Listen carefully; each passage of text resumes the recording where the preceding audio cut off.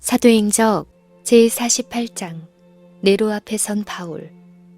바울이 신문을 받기 위하여 네로 황제 앞에 나타나도록 소환을 받았을 때 분명한 죽음의 전망이 가까웠었다.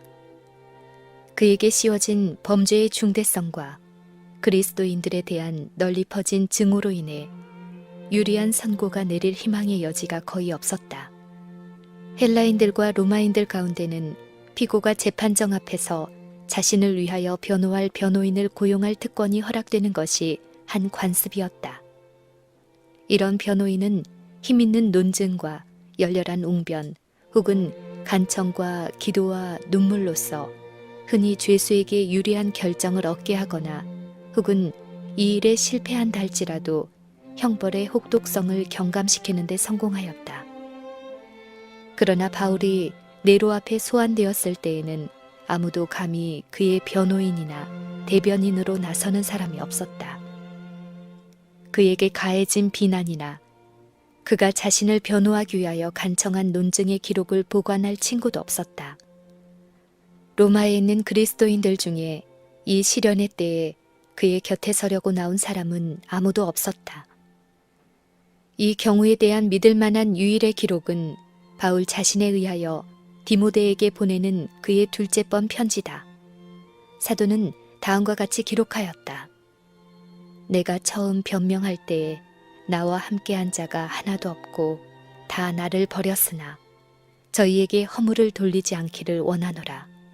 주께서 내 곁에 서서 나를 강건케 하심은 나로 말미암아 전도의 말씀이 온전히 전파되어 이방인으로 듣게 하려 하심이니 내가 사자의 입에서 건지었느니라. 네로 앞에 선 바울, 이 얼마나 현저한 대조인가. 그의 신앙을 위하여 답변해야 할 하나님의 사람 앞에 있는 거만한 군주는 세상의 권세와 권위와 부의 절정에 이르렀으며 동시에 죄와 불의의 가장 낮은 밑바닥에 있었다. 권세와 위대함에 있어서 그를 필적할 만한 사람이 없었다. 그의 권위를 의심하거나 그의 뜻을 거스릴 자는 한 사람도 없었다. 왕들은 그의 발 곁에 그들의 면류관을 벗어두었다. 강력한 육군은 그의 명령에 따라 행진하였고 그의 해군의 깃발은 승리를 거두었다.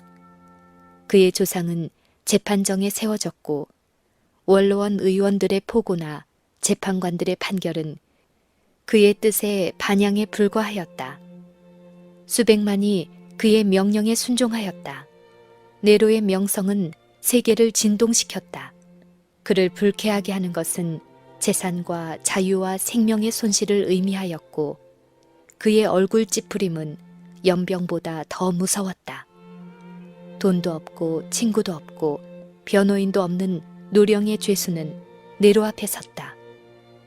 황제의 얼굴에는 마음속으로부터의 경노한 감정의 수치스러운 기록이 있었고 피고인의 얼굴에는 하나님과 화목한 마음이 나타나 있었다. 바울의 경험은 빈곤과 극기와 고통의 그것이었다. 그의 원수들이 그를 위협하려고 행한 끊임없는 오전과 비난과 학대에도 불구하고 바울은 두려움 없이 십자가의 깃발을 높이 들었다. 그의 주님처럼 그는 겁없는 방랑자였었지만 그의 주님처럼 그는 인류를 복되게 하기 위하여 살았다. 변덕스럽고 성 잘내고 음탕한 폭군 네로가 어떻게 하나님과 아들의 품성과 동기를 이해하거나 평가할 수 있었겠는가? 넓은 법정에는 열심 있고 침착하지 못한 군중들이 운집하여 일어날 모든 것을 보고 듣고자 앞으로 몰려들었다.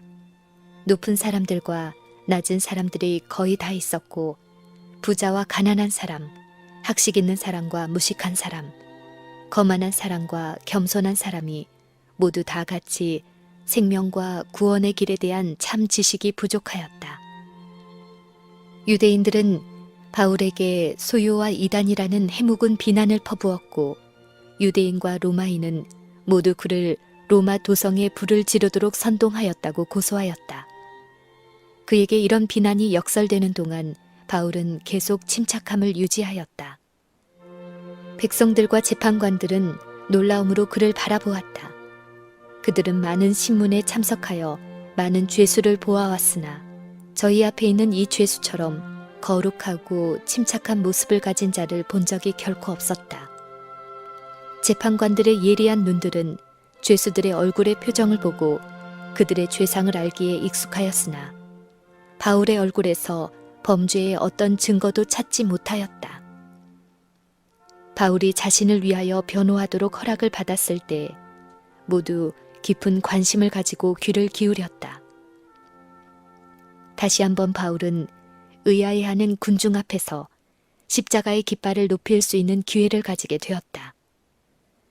바울이 그의 앞에 모인 무리들, 곧 유대인들과 헬라인들과 로마인들과 여러 나라에서 온 사람들을 바라볼 때 그의 영혼은 그들의 구원에 대한 열렬한 소망으로 분기된다.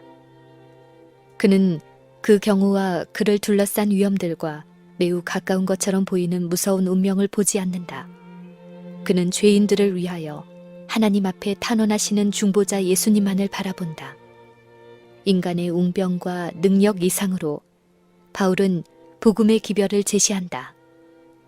그는 청중들에게 타락한 인류를 위하여 마련된 희생 제물을 가리킨다. 그는 인간의 구속을 위하여 무한한 대가가 지불되었음을 선언한다. 인간이 하나님의 보좌에 동참하도록 만반의 준비가 갖추어졌다. 천사라는 사자들로 말미암아 땅은 하늘에 연결되고 사람들의 행위는 선악간의 무한하신 재판장의 목전에 드러난다. 진리의 옹호자는 이와 같이 호소한다. 충실하지 못한 자들 가운데서 충실하고 불충성하는 자들 가운데서 충성하는 바울은 하나님의 대표자로 선다. 그의 음성은 하늘의 음성과 같다. 말에나 외모에 두려움도 슬픔도 낙담도 없다. 무죄함을 의식함으로 굳건하고 진리의 갑옷을 입은 그는 그가 하나님의 아들임을 기뻐한다. 그의 말은 전쟁의 부르짖음 위에 들리는 승리의 함성과 같다. 그는 그가 일생을 바친 사업이 결코 실패할 수 없는 유일의 사업임을 선언한다. 비록 그는 죽을지라도 복음은 죽지 아니할 것이다. 하나님은 살아계시고 그분의 진리는 승리할 것이다. 그날에 바울을 바라본 많은 사람들은 그 얼굴이 천사의 얼굴과 같았음을 보았다. 이 무리들은 전에 이와 같은 말을 들어본 적이 결코 없었다. 그 말들은 가장 완고한 자들의 심금을 울렸다. 분명하고 확신을 주는 진리는 오류를 무너뜨렸다. 후에 즐거움으로 이 빛을 따른 많은 사람들의 마음에 빛이 비추었다. 그날에 말해진 진리는 열국을 흔들고 모든 시대를 통하여 살아남을 것이며 그들에게 말한 입술이 순교자의 무덤에서 잠잠하게 될 때 사람들의 마음에 가마를 끼칠 것이었다. 네로는 이때에 들은 진리를 일찍이 들어본 적이 결코 없었다. 자신의 생애의 중한 죄악이 그에게 그처럼 나타난 때는 전에 결코 없었다. 하늘의 빛이 죄로 더럽혀진 그의 심령을 꿰뚫었으며 그는 세계의 지도자인 그가 마침내 고소를 당하여 그의 행위가 공의로운 보응을 받을 심판을 생각하고 두려워 떨었다. 네로는 사도의 하나님을 두려워하여 아무런 증거도 없이 고소당한 바울에게 감히 형을 내릴 수 없었다. 두려운 느낌은 한동안 그의 피에 굶주린 정신을 제지시켰다. 한동안 범죄하고 마음이 완고한 네로에게 하늘이 열렸다. 하늘의 평화와 순결이 바람직하게 보였다. 그 순간 은혜의 초청은 네로에게까지도 확대되었다. 그러나 용서를 바라던 생각은 일순간에 불과하였다. 그는 바울을 다시 그의 토굴로 데려가라는 명령을 내렸으며 하나님의 사자에게 토굴의 문이 닫혀졌을 때 로마 황제에 대한 회개의 문도 영원히 닫혀졌다. 하늘에서 온 빛이 다시는 그를 둘러싼 흑암을 꿰뚫지 못하였다. 얼마 후 그는 하나님의 응보의 심판을 받아야 하였다. 이 일 후 오래지 아니하여 네로는 그의 불명예스러운 헬라 원정을 위하여 항해하였고 거기서 그는 말할 수 없이 천하고 비열한 언동으로 자신과 그의 나라를 망신시켰다. 크게 화려한 행렬을 갖추어 로마로 돌아올 때에 그는 그의 궁신들과 어울려 몸서리 나는 주색에 몰두하였다. 이와 같이 흥청거리고 있는 도중에 거리에는 폭동의 소리가 들렸다.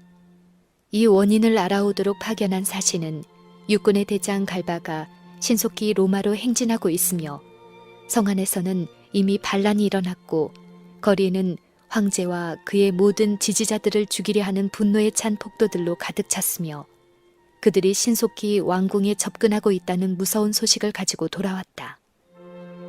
이 위기의 때에 네로는 충성스러운 바울처럼 의지할 수 있는 능력을 가지시고 동정심이 많으신 하나님을 모시지 아니하였다. 폭도들의 손에 당할 수밖에 없을지 모르는 고통과 당해야 할 고문을 두려워한 참혹한 폭군은 자기 손으로 그의 생명을 끊고자 생각하였으나 그 위기의 순간에 그는 용기를 잃었다. 완전히 비겁하게 된 네로는 수치스럽게도 도성에서 도망하여 몇 마일 떨어진 시골 별장에서 피신하고자 하였으나 헛되었다.